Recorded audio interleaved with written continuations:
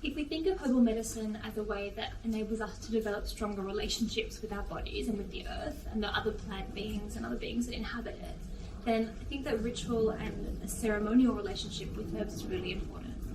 And for me, herbal medicine and plants are a real gateway into ceremony and ritual in general.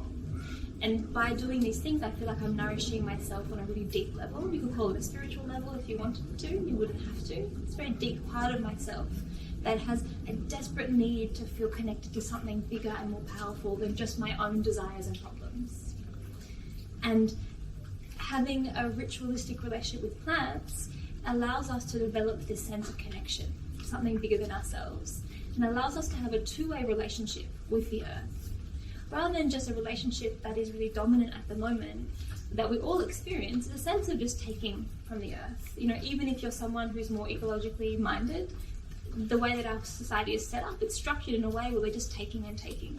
The clothes that we're wearing have been, sewn in a factory that's using really poor ecological principles, and the food that we take, and even we relate to medicine like that.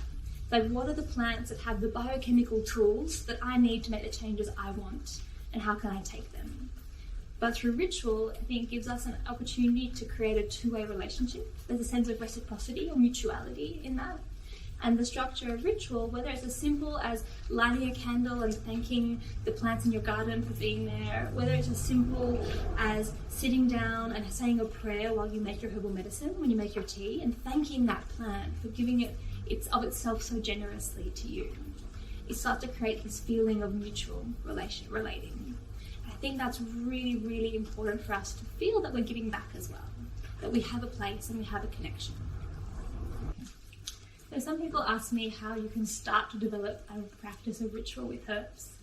And I think the key is to start small. For me, a ritual is our intention made tangible, so given a physical form. So whenever you're going to do a ritual, it's really important to think, what is the intention that you have behind that ritual? And how can you symbolically make that really clear? So I think smudging is a really great example. Now you don't have to use white sage, even though it comes from the beautiful Native American tradition. You can use plants that grow in your local area, some dried gum leaves, some rosemary from your garden. Going out and harvesting herbs is a great way to start that relationship. When you come back with whatever you're using, whether it's sage or palo santo or herbs you've collected, just take a moment and sit. And often with smudging, our intention is to create a clear space, a clear and sacred space. Really think about that, and then you use it as a very deep symbolism of fire and smoke that is almost universally about transformation and purification. Focus on that symbol and really ask with your heart for that plant to do what it is that you would like it to do, to clear the space, and give it gratitude. Give an image, visualize an image of the space being vibrant and shining with clear energy. And thank the plant, thank that smoke so much, and the fire and the earth for doing that. It's the most basic way of doing ritual. Just intention and symbolism and presence. Pay attention in that moment. Another way that we can start to bring ritual into our lives, if we want to cultivate a deeper sense of relationship and magic with the earth, is when you're preparing herbal medicine, whether that's a tincture or a tea or herbs that you've dried in your own garden. Really just pay attention and be mindful when you're making it.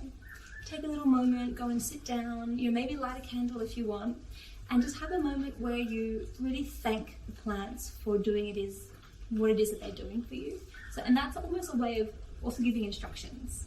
So if I'm taking, I take in the morning marshmallow and slippery elm, taking it to heal a leaky gut, and so in that moment I mix it up and I just go and sit in the garden, and I just hold it in my hands and just really simply offer this image of this really healthy, vibrant, well-sealed gut, and just thank it with so much gratitude.